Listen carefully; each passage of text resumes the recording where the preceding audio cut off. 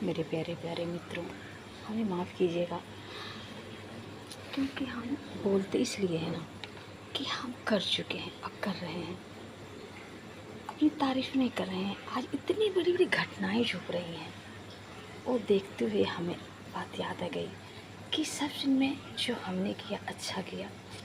हाँ, जैसे हम अपने बच्चों के साथ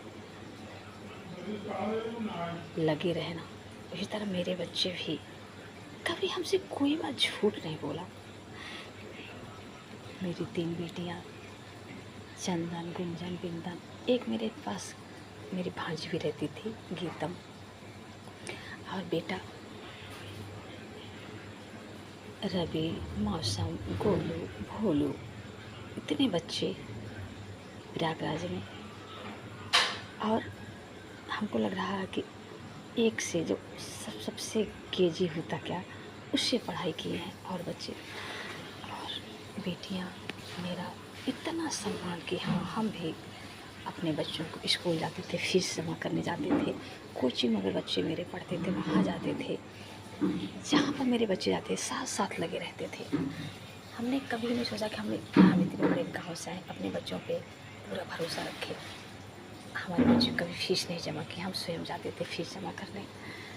और मेरी बेटियां तो ऐसे ऐसे हालात से गुजरी हैं ना, जब स्कूल जाती थी तो देखिए बच्चे हैं, अब इस तरह बताइए कितनी बड़ी घटना हो गई। बच्चे हित गए हैं ना, किसी के बच्चे हैं ना, किसी के घर उजाड़ दी ना। तो मेरी बेटियां जब जाती थी ना, इतने लड़के पीछे पड़ जाते थे ना, लेकिन मेरी बेटियां बताती थी, हम चुपचाप चोरी चोरी पीछे पड़ते थे और देखते थे कि कौन है बेटा, और देखते थे इतनी हरकतें करते थे मेरे बेटियों के साथ में, जाना आना मुश्किल कर देते थे। तो हम साथ में जाते थे स्कूल, फिर उन लोग को बुला के, और वो भी बच्चे थे, समझाते बेटा अगर तुम्हारी बहन होती तो तुम क्या करते। उन बच्चे इतना मेरा सम्मान किए ना कि अपने आप इतना बदल दिए। हम कभी डरते नहीं भैया।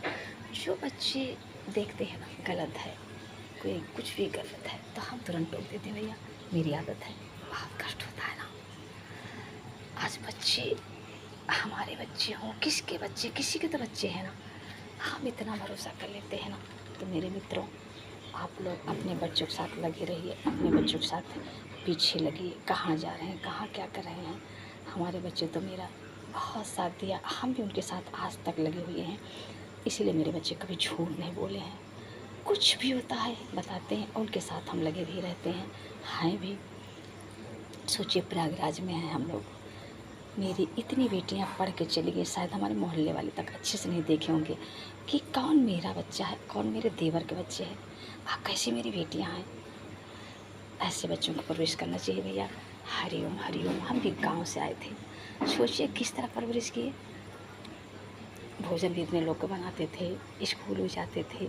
पापा उनके कभी नहीं गए, कोई भी मेरे घर में नहीं गया। मेरे देवर, 3 भाइयों का परिवार यहाँ पढ़ता है, रहता है, अभी भी रह रहा है, लेकिन कभी कोई नहीं गया, कभी भी।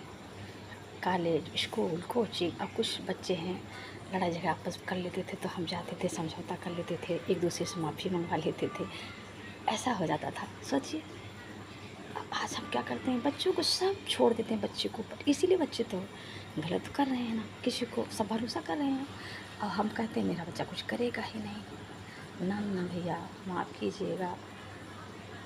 हमारे यहाँ भी मोहल्ले में इतनी बड़ी कांड हो गई है, अपना बेटा अपनी माँ को, बहन को, पिता को, सबको काट के घर में ही फेंक दिया, पता ही नहीं चला। अब बताइए, बच्चे तो हैं, जब माँ बाप, बहन सब सो रहे होंगे, क्या सोचते होंगे कि मेरा बेटा ऐसे कर देगा। तो भैया विश्वास कीजिए, भरोसा लायक बनाइए अपने बच्चों को, लगे रहिए भैया। माफ़ कीजिएगा। हरिओम हरिओम।